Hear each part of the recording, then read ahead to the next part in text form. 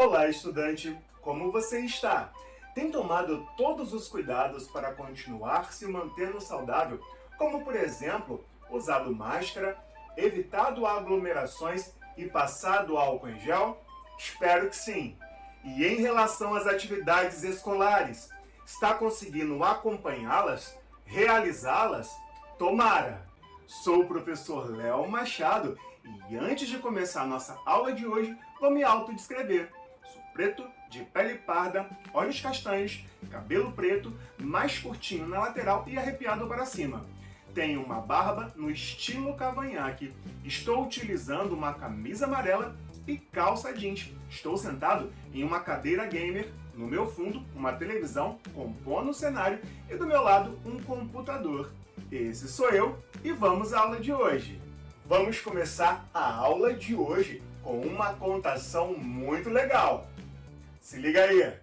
Contação Njinga Amibandi, rainha do Nidongo e do Matamba. Série Unesco Mulheres na História da África. Ilustrações Pet Macione. Texto Adriana Balducci. Em 1560, depois de um longo périplo, o explorador português Paulo Dias de Novaes chega às margens do Nidongo, perto da foz do rio Cauanza. Paulo Dias de Novaes é acompanhado por jesuítas, comerciantes e dignatários portugueses. Diz-se enviado pela coroa de Portugal e pede para ser apresentado ao rei do Nidongo. À sua chegada a Cabasa, capital do Nidongo, os visitantes são conduzidos a Nigola Kiluanji Kianidambi, avô de Njinga e rei do Nidongo. Os presentes da coroa de Portugal não são suficientes para enganar o rei, que se mostra frio e desconfiado. Sua Excelência, desejamos desenvolver relações comerciais com o seu reino e beneficiá-los com os nossos missionários. Muito bem. Autorizo-vos a ficarem no meu país e visitar Cabasa. Fiquem, porém, sabendo que sereis vigiados e que não deixarão a cidade sem a minha autorização. Durante a sua estadia, os portugueses descobrem uma sociedade hierarquizada e bem organizada, assim como os múltiplos talentos dos habitantes do Nidongo, em domínios como o comércio, a metalurgia, a criação de gado e a agricultura. Fazem um recenseamento das riquezas do país e procuram, em particular, minas de ouro e prata cobiçadas pela coroa portuguesa para cunhar a sua moeda. 5 anos mais tarde, Nigola Kiluanji Kianidambi autoriza Paulo Dias de Novaes a regressar a Portugal com a condição deste regressar no comando de um exército para o ajudar a combater contra os reinos vizinhos. 10 anos mais tarde, em 1575, Paulo Dias de Novaes regressa ao Nidongo, liderando uma frota de caravelas cheias de soldados. Contudo, a sua missão não é a de ajudar o rei do Nidongo, mas tomar posse daquela terra pela força em nome do rei de Portugal. Os habitantes do Nodongo são apanhados de surpresa. Defendem corajosamente a sua terra, mas são obrigados a render-se perante a potência de armas dos portugueses. Abate-se um clima de apocalipse sobre a região. Rapidamente, os portugueses tomam a faixa marítima do Nodongo, que chamam Angola. No mesmo ano, 1575, fundam a cidade portuária de São Paulo da Assunção de Luanda. A invasão continua. As fronteiras do Nodongo reduzem-se para leste, enquanto os migrantes portugueses desembarcam em grande número em Luanda. Missionários, camponeses, mercadores e outros aventureiros herdam terras arrancadas aos africanos. Não conseguirem encontrar minas de ouro e de prata, os portugueses decidem desenvolver massivamente o comércio de escravos para alimentar em mão de obra a nova colônia do Brasil. Querem fazer de Luanda um dos portos negreiros mais importantes do continente. O seu objetivo é controlar o rio Kwanza e penetrar profundamente nas terras do Nodongo para alimentar Luanda com escravos. É durante esse período sombrio que vive a jovem Nijinga. À medida que cresce, vai testemunhando a resistência de seu pai, o rei Mibandi Ngola Quiluange, e as violentas transformações que impõem os portugueses em toda a região. Desde muito cedo, o pai de Nijinga pressente na sua filha aquele temperamento de fogo e orgulhosa inteligência que são o estofo dos heróis. Ela acompanha-o muitas vezes para defrontar os conquistadores e os reinos rivais da região. Nijinga recebeu uma educação de qualidade e aprendeu a escrever graças aos missionários e aos comerciantes portugueses de passagem. Contudo, nunca aceita que o seu reino esteja submetido a uma potência estrangeira. Em 1617, Mibandi Ngola Quiluange, rei do Nidongo, morre. Seu filho, Ngola Mibandi, toma posse e torna-se o novo rei. Contudo, não tem nem o carisma do pai, nem a inteligência da irmã, que detesta e de quem tem inveja. Receando complôs à sua volta, Ngola Mibandi manda matar o filho único da sua irmã com apenas alguns anos. Nijinga fica profundamente abalada. Ngola Mibandi retoma a luta contra os portugueses, mas não consegue repelir os ataques inimigos.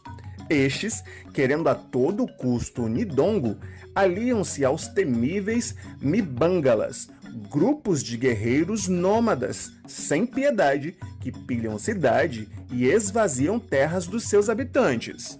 Nijinga preocupa-se com a situação, informando-se graças aos seus espiões. Nijinga, os portugueses aproximam-se. Ontem instalaram uma guarnição do outro lado do vale, muito perto de Cabaza. A derrota, mais uma vez. A tática do seu irmão falhou mais uma vez. Os mortos e feridos são numerosos. As terras são devastadas. A fome espalha-se e o tráfico de escravos, tão precioso para os portugueses, torna-se impossível.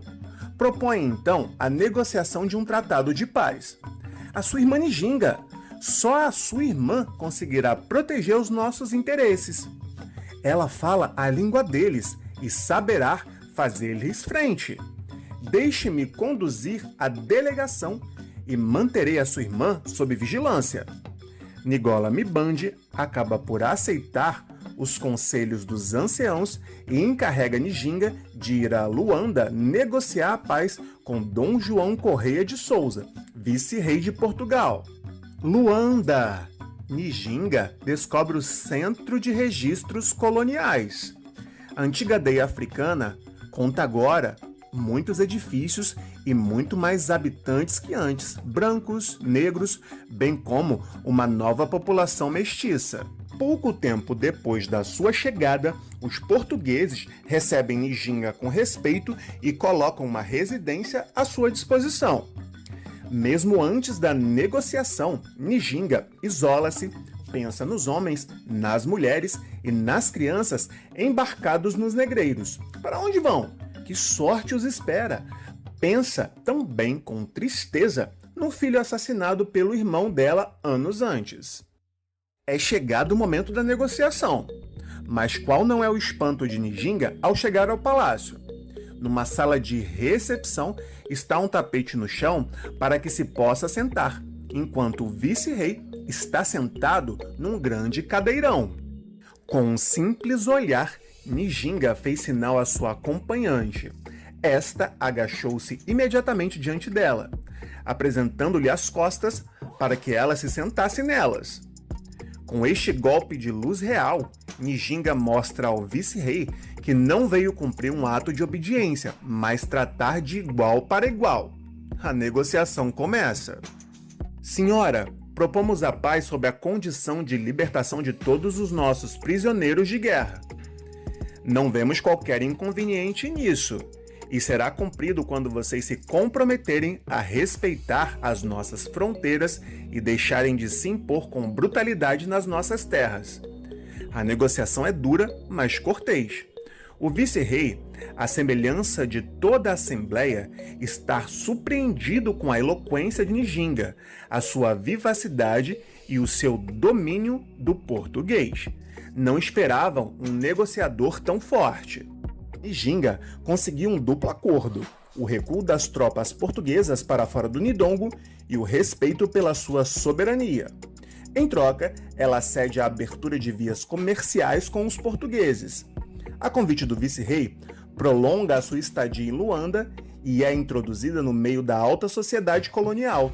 Depois de alguns meses, aceita deixar-se batizar com o nome de Dona Ana de Souza, esperando dessa forma beneficiar as relações diplomáticas entre Ndongo e Portugal. Tem então 40 anos. Apesar da correspondência regular entre Njinga e o vice-rei de Portugal, a paz é breve. O vice-rei é substituído por um governador que despreza os compromissos do seu antecessor. Os conquistadores retomam os ataques contra o Ndongo, que se vê obrigado a reagir pelas armas. Em 1624, encurralado pelos portugueses e pelos temíveis Mibangalas, o irmão de Njinga, Nigola Mibandi, foge para uma pequena ilha do rio Kwanza. Aí, perde a vida de forma misteriosa. Terá sido suicídio? Njinga tê-lo-á envenenado para vingar a morte do filho? A verdade é que, aos 43 anos, Njinga toma o poder do Ndongo e torna-se Nigola Mibandi Nzinga Bandi Kia Nigola. Impõe a sua autoridade aos chefes locais e conquista o reino vizinho de Matamba, tomando desde logo o corpo da defesa dos seus reinos. Durante 4 décadas, a rainha do Ndongo e do Matamba opor-se-á com vigor aos projetos coloniais portugueses, tecendo estratégias, mantendo uma hábil correspondência diplomática e dirigindo, ela própria, muitas vezes, as operações militares. Governadores portugueses veem-se sucessivamente confrontados com esta grande rainha que não cessa de travar os seus projetos. O mais recém-chegado, Salvador Correia, percebe que nada pode contra essa soberana com mais de 70 anos e com uma fama excepcional. Um último tratado em que a coroa portuguesa renuncia às suas pretensões sobre o Ndongo é ratificado a 24 de novembro de 1657, em Lisboa, pelo rei Dom Pedro VI. Você já conhecia essa contação? Gostou da história? Espero que sim! A história da África, conteúdo previsto pela Lei 11.645/2008, é repleta de mulheres que tiveram grande importância e até hoje são símbolo de grande resistência e consideradas heroínas nacionais nas regiões onde viveram. Conhecer e valorizar a história dessas mulheres como a Njinga promove a possibilidade de integrar princípios de igualdade de gênero. Aprender sobre essas contações ampliam olhares para que sejam respeitados os direitos fundamentais das mulheres, evidenciando assim o seu lugar central em todas as sociedades. A resistência do Ndongo, encarnada especialmente por Njinga, permitiu abrandar os projetos portugueses. Aquela mulher de poder apoiou-se não apenas na sua arte de guerra e de guerrilha, mas também nas táticas de espionagem e nas suas grandes competências como negociadora. Por ter assumido um papel determinante na história do seu país e ter permitido uma verdadeira revolução sociopolítica e cultural, Njinga inspira há séculos as mulheres africanas. Bem, vamos chegando então ao final da aula de hoje. Espero que você tenha gostado. Foi muito bom estar com você. Continue estudando e se protegendo. Te aguardo nas próximas aulas.